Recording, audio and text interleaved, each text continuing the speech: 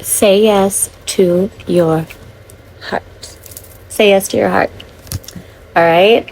A love that was never meant to be denied. What if God never asked us to stop feeling? What if the ache was never punishment, but proof that something within us was still alive? That the heart was never meant to become a locked room because love once hurt us. We were never meant to cut ourselves off from the deepest places of what we feel. We were meant to feel it all of it. The longing, the fear, the desire, the tenderness, the anxiety, the sadness, the joy, the overwhelming pull of another soul, lingering in our thoughts long after they have left the room. The vulnerability, the passion, the ache, even the moments when love becomes so consuming that we must lean where devotion ends and losing ourselves begins. Because true love does not ask to abandon ourselves. It teaches us how deeply we can feel without disappearing inside the feeling. And perhaps that is the lesson. To stop running from the parts of ourselves that love reveals.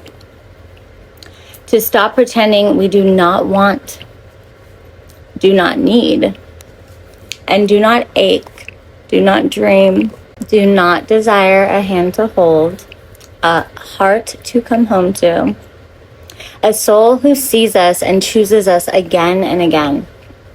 Because love is not only the soft moments, love is the trembling, the uncertainty, the laughter, the tears, the longing, the forgiveness, the passion, the peace after the storm, the courage to say, this is what I feel, this is what I want, this is what my heart has been trying to tell me. And perhaps saying yes to our heart is one of the greatest risks we'll ever have to take.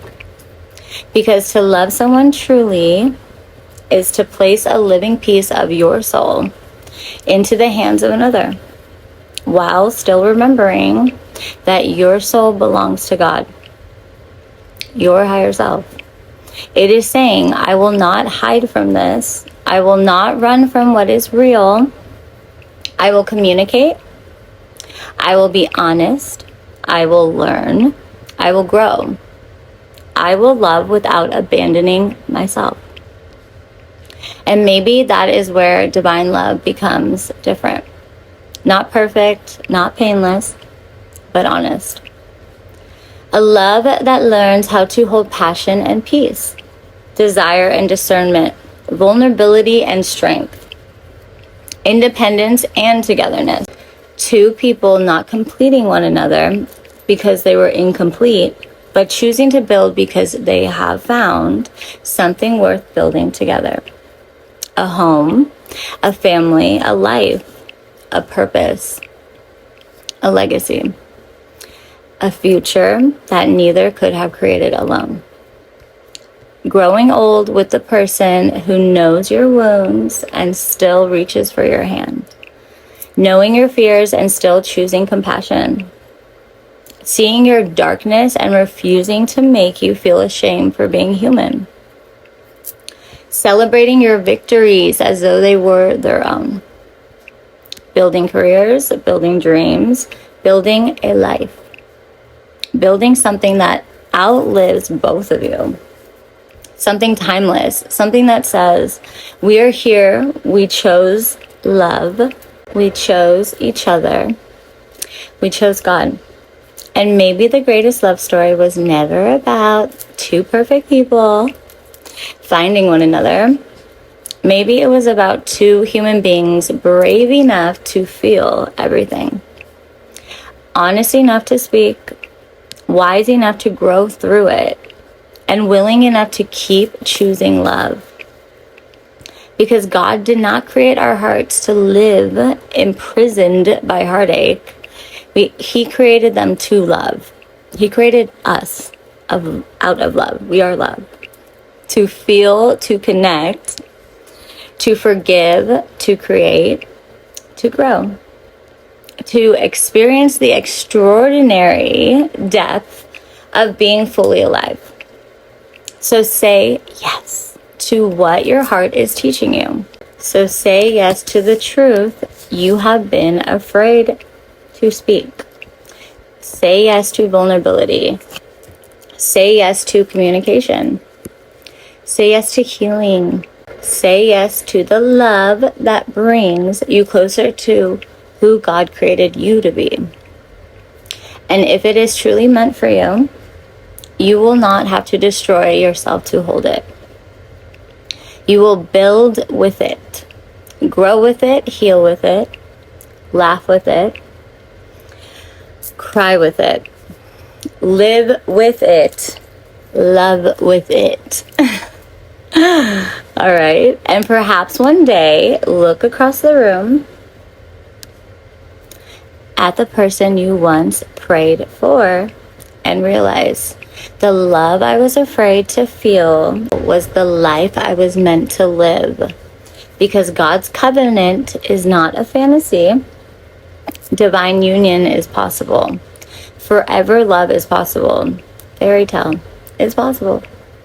A life built in harmony, honesty, communication, compassion, family, purpose, success, devotion, and joy is possible. The fairy tale was never about perfection. The fairy tale was about choosing each other through the becoming. And maybe that is the greatest truth of all. God's love is not meant to keep us afraid of love. It is meant to teach us how to love deeply, freely, honestly, and with our whole souls. So let your heart speak. Let your soul breathe. Let yourself feel. And when love comes a-knockin', do not automatically mistake vulnerability for danger. Sometimes the greatest upheaval of your life is the beginning of your greatest becoming. Choose love, choose truth, choose the heart God gave you. And if two hearts are willing to choose one another with God at its center, then perhaps forever was never impossible. Perhaps it was always waiting to be chosen. God's covenant. Love that is meant to be. Love that is possible. Love that is meant to be had, to be held, to be lived, and to be left as a legacy. All right, you guys. I hope you enjoyed that. I know, sorry, I kept moving the thing. It's such an awkward, I have my phone hanging from my computer.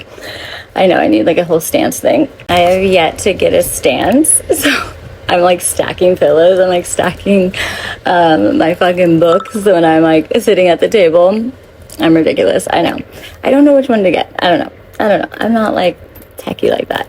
Anyways, I hope everyone is doing amazingly. Seriously, I hope everyone did their 888 portal and manifested everything they want in no labs, because it's a coming for you, boo. It's a coming. Okay, I love you guys. I will catch you on the next one. I wanna kiss you before the sun goes down. It's what you're doing, making me feel like I'm